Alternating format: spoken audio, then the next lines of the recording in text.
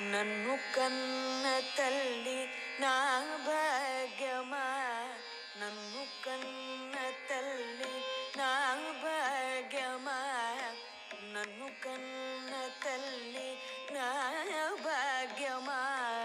నారాయణి ధర్మాంబిక నన్ను కన్న తల్లి నా భాగ్యమా. నారాయణి ధర్మాంబిక నన్ను కన్న తల్లి నా భాగ్యమా.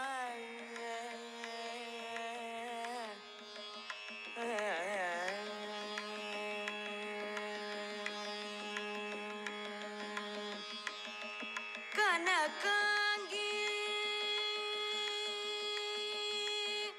కనకాంగి రామ పతి సోదరి, కనకాంగి రామ పతి సోదరి, కనకాంగి రామ పతి సోదరి, కరుణింపవే కాత్యాయని, కనకాంగి రామ పతి సోదరి, కరుణింపవే కాత్యాయని, నన్ను కన్న తల్లి నా భాగ్యమా. శ్రీమాత్రే నమః. ఈరోజు మనం గౌహతి నగరంలో కామాఖ్య అమ్మవారి యొక్క శక్తిపీఠంలో ఉన్నాం. ఈ శక్తిపీఠము బ్రహ్మపుత్ర నదీ తీరంలో నీలాచలం పర్వతం పైన అమ్మవారు కొలువై ఉన్నారు. ఇక్కడ అమ్మవారు యోని స్వరూపంలో మనందరికీ కూడా దర్శనమిస్తూ ఉన్నారు. అమ్మవారికి ఇక్కడ పంచమకారాలతోటి విశేషమైనటువంటి తాంత్రిక విధానంలో పూజా కార్యక్రమాలు జరుగుతూ ఉంటాయి. అమ్మవారు హరిక్షేత్రే కామరూపిణి. అష్టాదశ శక్తిపీఠాల్లో 13వ శక్తిపీఠము ఈ కామాఖ్యాదేవి. అలాగే పురాణగాథ సతీదేవి దక్షయజ్ఞ వినాశనార్థం యజ్ఞంలోకి ప్రవేశించినటువంటి సమయంలో పూర్తిగా దగ్ధమైనటువంటి ఆ దేహాన్ని పరమేశ్వరుడు తీసుకుని కైలాసానికి వెళ్తూ ఉండగా సుదర్శన చక్రంతో మహావిష్ణువు ఆ యొక్క దేహాన్ని ఖండించంగా ఆ దేహాంగాలు 18 చోట్ల పడ్డాయి. ఆ 18 చోట్ల పడినటువంటి ఆ 18 పీఠాలు కూడా అష్టాదశ శక్తి పీఠాల కింద కొలువై ఉన్నాయి. అయితే అందులో మూలమైనటువంటి మాతృగర్భస్థానము యోని పడినటువంటి ప్రాంతము ఈ కామాఖ్యాదేవి.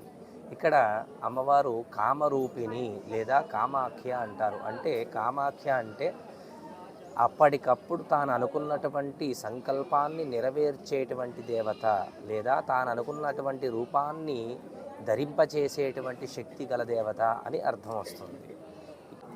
ఈ దేవాలయంలో మాతృగర్భస్థానం కొలువై ఉన్నటువంటి అమ్మవారికి పంచమకారాలతో అర్చిస్తారు.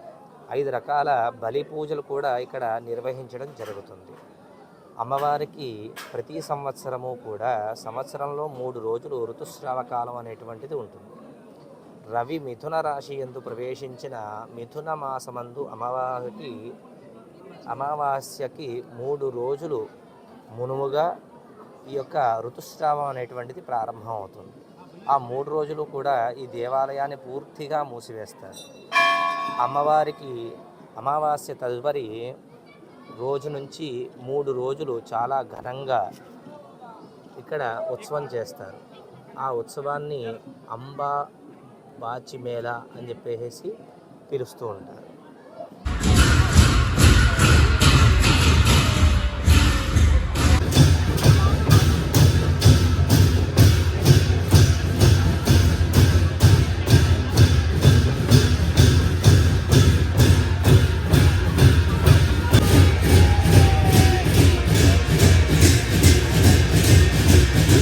మనం చూస్తున్నటువంటి కామాఖ్య అమ్మవారి యొక్క దేవాలయం క్రీస్తు పూర్వం 1560వ సంవత్సరంలో నరనారాయణాను మహారాజు గారు నిర్మించారు. గర్భాలయంలో యోనిముద్ర పీఠం నుంచి సహజ సిద్ధంగా ఉద్భవించేటువంటి జలము అంతా కూడా పవిత్రమైనటువంటి జలం కింద ఇక్కడ భక్తులు భావిస్తారు. అలాగే ఈ పవిత్రమైనటువంటి జలమంతా కూడా ఇక్కడ ఉన్నటువంటి ఈ సౌభాగ్య కుండము అనేటువంటి కుండంలో కలవడం అనేటువంటిది జరుగుతుంది. ఈ సౌభాగ్య కుండంలో స్నానం ఆచరించి అమ్మవారి యొక్క దర్శనార్థం అందరూ కూడా వెళ్తూ ఉంటారు. ఎవరైతే కామాఖ్య అమ్మవారి యొక్క శక్తిపీఠ దర్శనానికి వస్తారో వారు ముందుగా ఈ కుండంలో స్నానం ఆచరించి అటు పిమ్మట అమ్మవారి యొక్క దర్శనానికి వెళ్ళడం అనేటువంటి జరుగుతూ ఉంటుంది. అలాగే ఎంతోమంది సిద్ధులు ఉపాసకులందరూ కూడా ఇక్కడకు వచ్చి ఉపాసన దీక్షలు చేస్తూ ఉంటారు. అమ్మవారి యొక్క ఉపాసకులకు మరియు శాక్తేయులకు ఇది మాతృస్థానము అని చెప్పవచ్చు. ఇక్కడ సాధన చేయడం వల్ల ఉపాసకులకు సిద్ధి కలగడంలో ఏమాత్రము సందేహం లేదు. గురువుల యొక్క అనుగ్రహంతో ఈ సౌభాగ్య కుండము దగ్గర సాధన చేయడం వల్ల త్వరగా అమ్మవారి యొక్క అనుగ్రహం కలుగుతుందని చెప్పేసి చెప్పవచ్చు.